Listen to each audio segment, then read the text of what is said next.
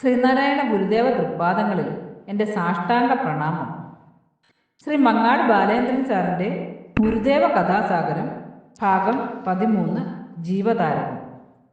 ഭാഗം 13 ജീവതാരകം ഇവിടെ ആരംഭിക്കുന്നു.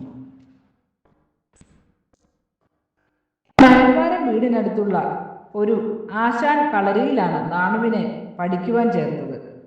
അവിടുത്തെ ആശാനും മാടനാശാനും വലിയ സൗഹൃദത്തിലായിരുന്നു. അതുകൊണ്ട് കളരിയിലെത്തുന്ന നാണുവിനുമേൽ ആശാന്റെ പ്രത്യേകം ശ്രദ്ധ പതിഞ്ഞിരുന്നു. പഠനവേളയിൽ ഒരിക്കൽ കേൾക്കുന്നത് അതുപോലെ ഹൃദിസ്ഥമാക്കുവാൻ നാണുവിന് കഴിഞ്ഞിരുന്നു. മലയാളം, സംസ്കൃതം അക്ഷരങ്ങൾ എഴുതുവാനും പറയുവാനും നാണു പഠിച്ചത് വളരെ വേഗമാണ്. മറ്റു കുട്ടികൾ അക്ഷരം പഠിച്ചു തീരും മുമ്പേ തന്നെ നാണു വാക്യങ്ങൾ എഴുതുവാനും കർത്താവ്, കർമ്മം, ക്രിയ എന്നിവ വാക്യത്തിൽ പ്രയോഗിക്കുവാനും ഒക്കെ പഠിച്ചു കഴിഞ്ഞിരുന്നു. പഠനത്തിലുള്ള നാണുവിൻ്റെ അതിവേഗവും ചിന്തയിലുള്ള ഏകാഗ്രതയും ഗ്രഹണത്തിലുള്ള സൂക്ഷ്മതയും ആരെയും അതിശയിപ്പിക്കുന്നതായിരുന്നു. വയൽവാരം വഴി വന്നിരുന്ന മറ്റു കുട്ടികൾക്കൊപ്പമാണ് നാണുവും ആശാൻ കളരിയിലേക്ക് നിത്യവും പോയി വന്നത്. വഴിയിൽ അവർ പല വികൃതി തരങ്ങളും ശണ്ഠകളും ഉണ്ടാക്കുക പതിവായിരുന്നു. പക്ഷേ നാണുവിന് മാത്രം അതിലൊന്നും യാതൊരു പങ്കും ഉണ്ടായിരുന്നില്ല. കൂട്ടത്തിലാണെങ്കിലും നാണു എപ്പോഴും തനിച്ചായിരുന്നു. ഒരു ദിവസം ആശാൻ കളരിയിൽ നിന്നും വീട്ടിലേക്ക് വരുന്ന വഴിക്ക് കീറിയതും മുഷിഞ്ഞതുമായ വേഷവും ഭാണ്ഡവും ഒക്കെയായി ആരോടൊന്നില്ലാതെ എന്തൊക്കെയോ പുലമ്പിക്കൊണ്ട് നടക്കുന്ന ഒരു വൃദ്ധനെ നാണു കണ്ടു. താടിയും മുടിയും നീട്ടി വളർത്തിയിട്ടുള്ള ഒരു കാഷായ വേഷധാരിയായിരുന്നു അദ്ദേഹം. നാണുവിൻ്റെ സഹപാഠികളിൽ ചിലർ ആ സാധുവിനെ കണ്ട് ഒരു വിചിത്ര ജീവി എന്നതുപോലെ തുറിച്ചു നോക്കുകയും ഭ്രാന്തനെന്ന് പറഞ്ഞ് ഉച്ചത്തിൽ കൂക്കി വിളിക്കുകയും ചെയ്തു. മാത്രവുമല്ല, അവർ പിന്നാലെ നടന്ന് ശല്യപ്പെടുത്തുകയും കല്ലും മണ്ണും അദ്ദേഹത്തിന് നേരെ വാരി എറിഞ്ഞ് പൊട്ടിച്ചിരിക്കുകയും ചെയ്തു. അദ്ദേഹം അതെല്ലാം സഹിച്ചു.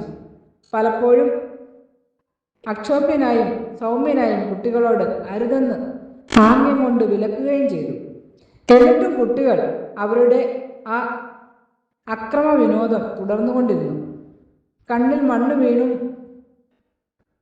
കല്ല് പതിച്ചും ആകെ വിഷമിച്ചു നിന്ന അദ്ദേഹത്തെ ഉപദ്രവിക്കരുതെന്ന് നാണു പലവട്ടം അഭ്യർത്ഥിച്ചു.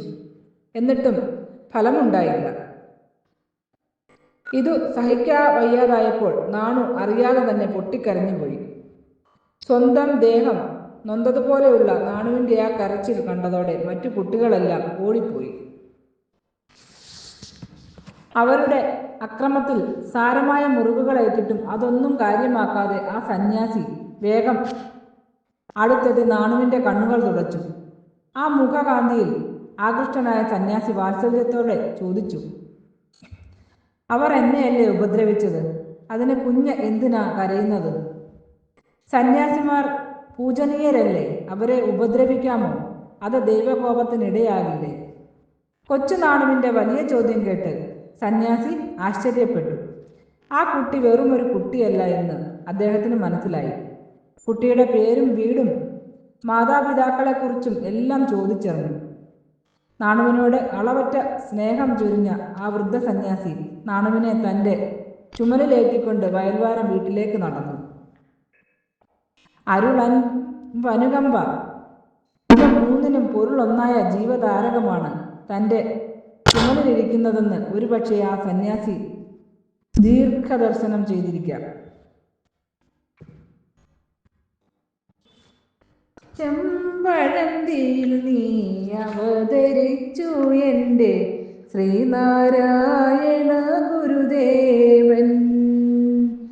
മനുഷ്യനെ മനുഷ്യനായി സ്നേഹിക്കുവാനായി അവതാരമെടുത്തൊരു മഹാദേവൻ എൻ്റെ ശ്രീനാരായണ ഗുരുദേവൻ.